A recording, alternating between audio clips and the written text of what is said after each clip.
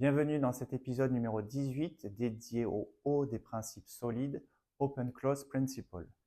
Avant de commencer, laissez-moi vous rappeler ce que nous avons appris dans l'épisode précédent. Nous avons appris ce que signifiait le S des principes solides, Single Responsibility Principle. Ce principe a pour but de faire en sorte que chaque classe a une responsabilité unique.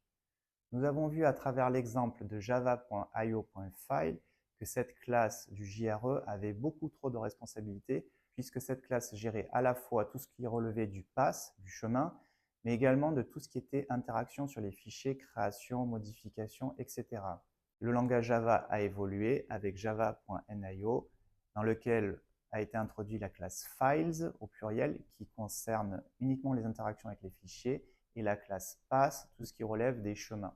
Nous allons illustrer aujourd'hui le principe Open Close Principle avec un premier exemple en Kotlin, tout simplement parce que ce langage a introduit le mot-clé Open qui rend de façon très explicite le principe de Open Close Principle à travers l'écriture du code en Kotlin. Nous donnerons un deuxième exemple en Java où nous verrons qu'en utilisant le design pattern stratégie, nous résolvons ce problème de Open Close Principle. Avant de commencer, j'en profite pour vous rappeler que vous pouvez liker, partager, commenter la vidéo et je répondrai avec plaisir à toutes vos questions. Ça nous aide beaucoup à augmenter la visibilité de nos vidéos. Nous avons créé un premier exemple pour illustrer le Open Close Principle avec une classe parente animal qui a une implémentation chien et chat avec la méthode vocaliser qui est une méthode extensible donc qui est open en Kotlin et la méthode manger qui est fermée à la modification. Donc si on regarde le code, on a ici la classe parente animal qui est open.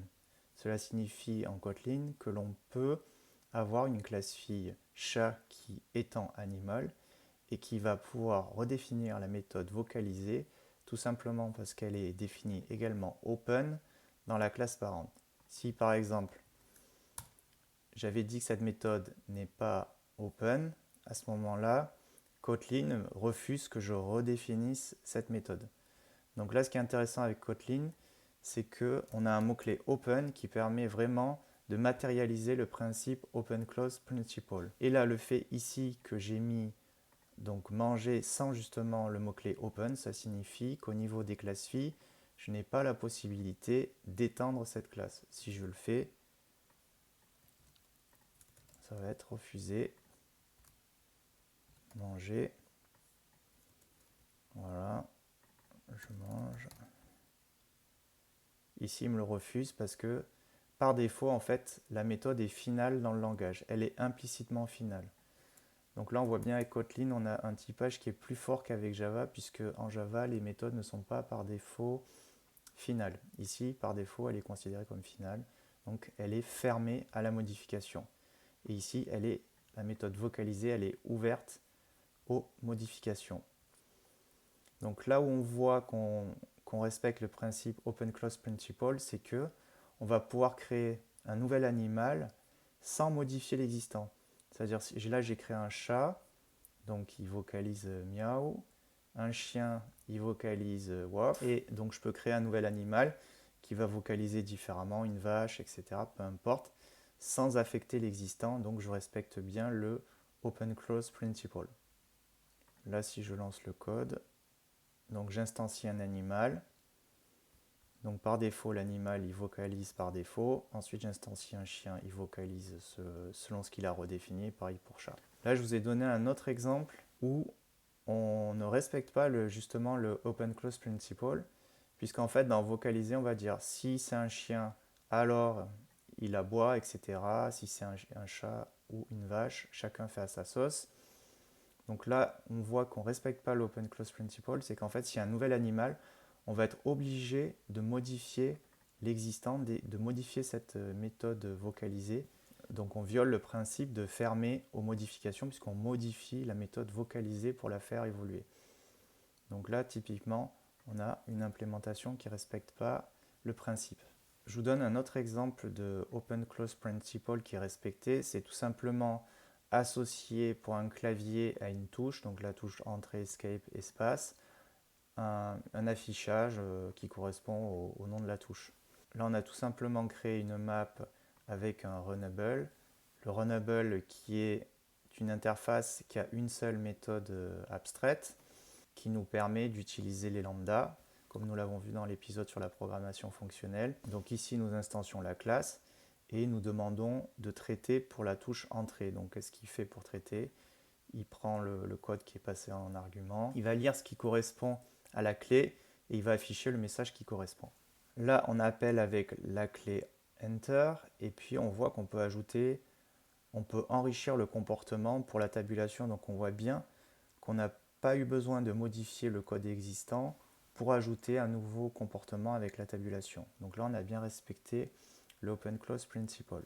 Une implémentation qui justement ne respecterait pas le Open Close Principle consisterait à avoir cette méthode handle et faire une série de if qui ferait que si c'est enter, on affiche enter, si c'est escape, escape, etc. Donc là, pareil, comme tout à l'heure avec l'exemple de Kotlin, on serait obligé de modifier la méthode handle. Alors je ne sais pas si le fait de voir ces if, ça ne vous rappelle pas un pattern qu'on a déjà étudié, c'est le design pattern stratégie. Donc j'ai fait évoluer cette implémentation ici parce que vous pourriez me dire oui, mais si j'ajoute la tabulation ici, je modifie la map. Donc effectivement, c'est vrai, on modifie d'une certaine façon l'existant, quoique ici, on le modifie dynamiquement, donc on n'impacte pas ici l'existant. Derrière le respect du principe Open Close Principle, le design pattern qui s'applique particulièrement à cette situation, c'est celui qu'on a étudié, c'est le design pattern stratégie, dans lequel j'ai repris le même handler et j'ai créé des stratégies. Donc j'ai créé la stratégie pour la touche entrée, la touche espace. Et même principe, on parcourt les stratégies et on regarde celle qui correspond à la clé qui est passée en argument. Donc là, c'est la clé Enter. Là, c'est la clé Escape. Et on voit dans les stratégies ici, on a dans l'interface le canHandle qui va pouvoir définir si la stratégie est adaptée à la clé qui est passée en argument et la méthode getResult, ce qui donne pour la touche entrée canHandle, on a la clé. Ici, on voit qu'on teste cette condition. Et après, ici, on a le résultat. Donc là, on voit bien qu'on va créer autant de classes que de clés. Et donc là, on a bien respecté l'Open Close Principle puisqu'on peut rajouter des nouvelles classes sans impacter l'existant. Ici, on a pour l'escape. Et ici, on a pour le space. Seules les conditions changent. Et là, ici, on va pouvoir enrichir dynamiquement cette liste.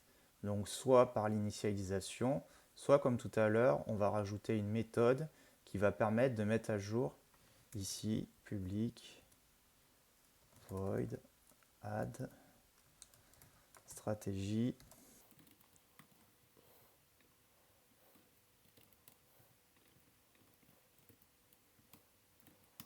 Voilà, donc là on est vraiment ouvert aux extensions puisqu'on peut dynamiquement ajouter une nouvelle stratégie qui va être créée de toutes pièces ici et on n'aura pas modifié l'existant ici, notamment cette méthode handle qui dans le cas où elle n'était pas Open Close Principle, en fait elle était à chaque fois modifiée et donc ce qui faisait une violation de ce principe.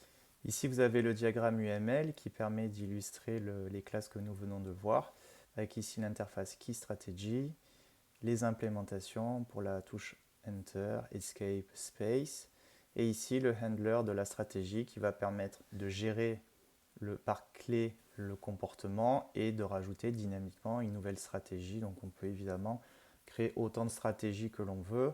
Alors là, l'exemple il paraît un peu succinct puisque le result en fait c'est une chaîne de caractères, mais il faut imaginer que dans une stratégie, on encapsule un algorithme qui est plus ou moins sophistiqué et qui justifie en fait d'isoler dans cette classe cet algorithme. C'est pourquoi ici on a l'impression que c'est pas très utile de faire une stratégie, mais en réalité il faut imaginer que l'algorithme est plus sophistiqué que ce qu'on a ici. J'espère que cette vidéo sur le principe Open Close Principle vous a plu et vous a permis de bien comprendre en quoi ce principe est important à respecter et quels sont les outils mis à disposition pour répondre à ce principe. Je vous dis merci et à bientôt.